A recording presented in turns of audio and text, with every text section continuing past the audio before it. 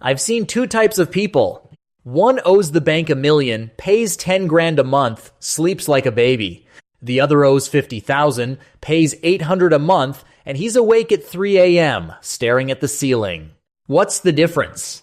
Not the number. It's the interest rate. It's inflation. It's where you live and what year you were born. If you think debt just means owing money, you might have missed the most important lesson of this generation. Debt has no moral value. It's just a contract. But that contract in different hands produces completely different results. 3 variables decide whether it becomes a shackle or a lever. Number 1, interest rate. Number 2, inflation. Number 3, where you live and when you were born. How do these variables actually work? Let's look at 3 countries. 3 ordinary people. There's a saying in Japan, a mortgage is a lifetime purchase. Not an exaggeration. The typical mortgage term in Japan is 35 years. You buy at 30, you pay until 65, exactly when you retire. But the problem isn't the term. It's that the house doesn't go up anymore. Takeshi is 45, lives in the Tokyo suburbs. In 1990, his father bought an apartment at the peak of the housing bubble.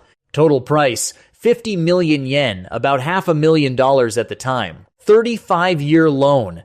Interest rate, 8.5%. That was the bubble rate. Rates came down later, but he bought at the peak, and he was locked in at the peak. Nearly 30 years later, what's the apartment worth today? About 35 million yen, down 15 million. Let's do the math on what his father actually paid. 40 million yen borrowed. Interest rate around 8.5% initially. Monthly payment about 160,000 yen. 30 years of payments, roughly 57.6 million yen total. Today, the property is worth 35 million. Paid 57.6 million. Bought something now worth 35 million. Takeshi told me something I won't forget. I don't expect this house to make money. I just hope I can finish paying it off before I die. Not because he's lazy. Not because he's stupid. Because he bought it at the exact moment Japan's real estate cycle turned downward. Same choice in 1985. He's a winner. Same choice in 1990. He's trapped for 30 years. In Japan, debt isn't a trap. It's a lifestyle. You can't escape it, but it won't kill you. It's like a wet cotton jacket, uncomfortable to wear, but you're afraid to take it off. Now America. In the US, there's a very particular phenomenon. An 18-year-old kid fresh out of high school who hasn't earned a single dollar is asked to sign a student loan contract. The amount, tens of thousands, sometimes hundreds of thousands. This isn't a personal choice. It's a structural arrangement. Total U.S. student loan debt exceeds $1.7 trillion more than credit card debt and auto loans combined. Emily is 26, 3 years out of college. She signed her first loan contract at 18. $40,000, 6% interest, 10-year repayment term. Let's look at the math. $40K borrowed, 6% rate, standard 10-year plan, about $444 a month, total repayment, $53,280. Interest alone, $13,280. But Emily's first job out of college paid $45,000. After tax and Social Security, she took home about $36,000 a year. Rent, food, transportation, how much could she pay each month? Maybe $200. At $200 a month, she's not even covering the interest. Her balance, instead of going down, it's going up. What did Emily do wrong? She just went to college. And here's the cruelest part. In America, student loans are the only debt that bankruptcy can't discharge. Mortgage debt can be discharged. Credit cards can be discharged. Car loans can be discharged. But student loans cannot. The law says so.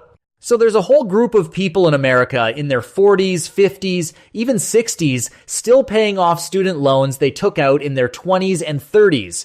This isn't debt. This is debt slavery. Germany is the opposite extreme. In Germany, public universities are free.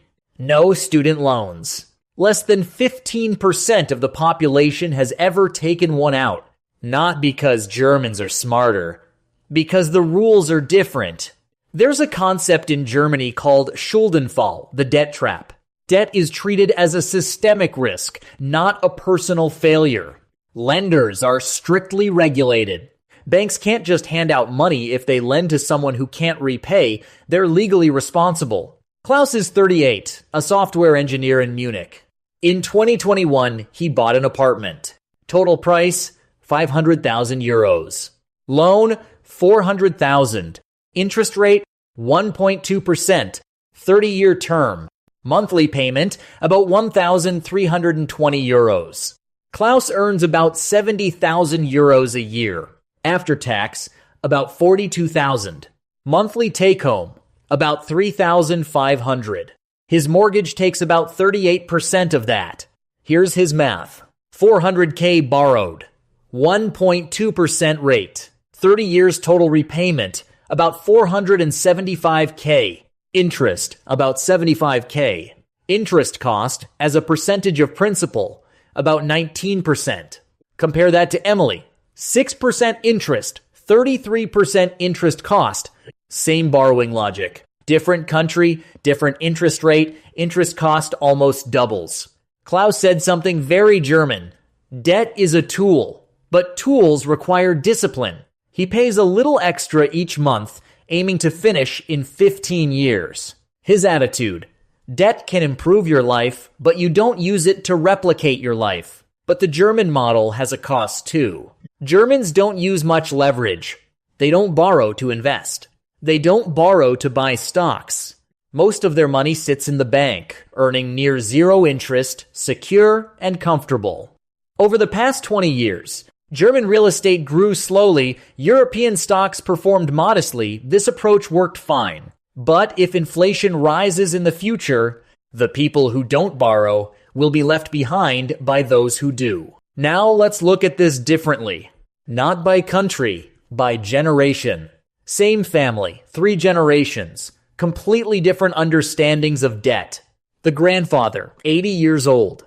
When he was young, borrowing was shameful. High interest, low inflation, slow wage growth.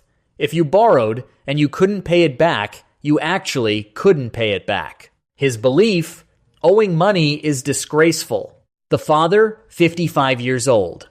He lived through the golden age of mortgages, low rates, high inflation, rising home prices. He borrowed, bought a house, paid for 20 years, and inflation paid off half of it for him. His belief: a mortgage is a necessity. The young person today, 30 years old. What he sees isn't to borrow or not to borrow. It's if I don't borrow, I can't get on the train. Home prices have tripled. Wages haven't. He borrows not because he wants to, but because he has no choice. His belief: not borrowing might mean missing out. 3 generations, 1 thing, 3 conclusions. Who's right? Everyone. Because their financial environments were completely different. All right, culture and generations covered. Now let's run the numbers.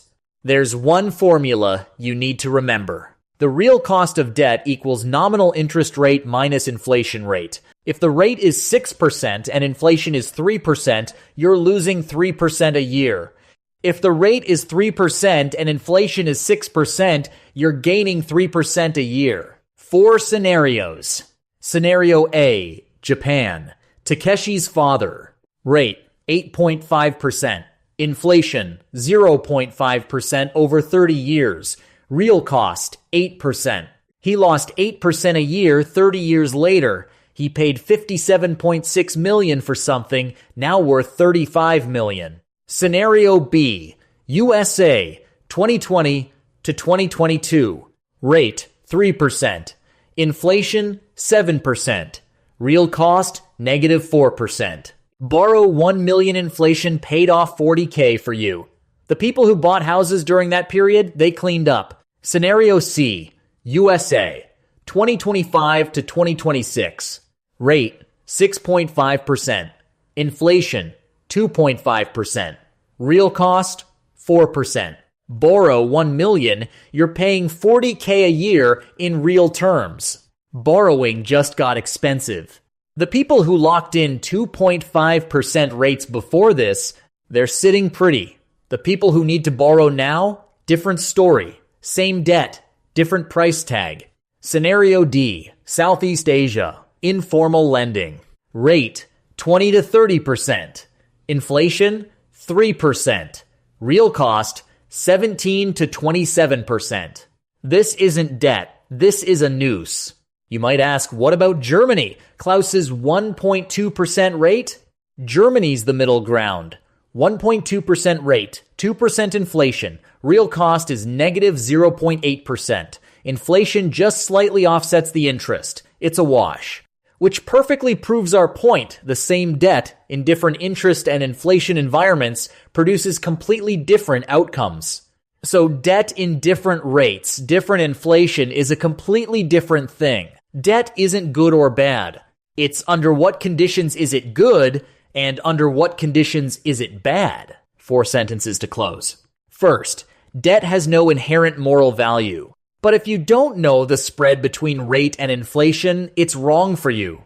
Second, where you were born decides the rules of debt you face. Third, your parents and your children live in completely different debt universes. Fourth, debt is a tool. Tools have no morality used. Well, it's leverage. Used poorly, it's a trap. Next episode, something even more personal. Your pension, the money you pay every month, will it actually come back to you? USA, China, Singapore, UK, Australia, we'll go through all of them. Because fewer people are paying in and more people are taking out, that math will be recalculated. Don't want to miss it. Subscribe. See you next time.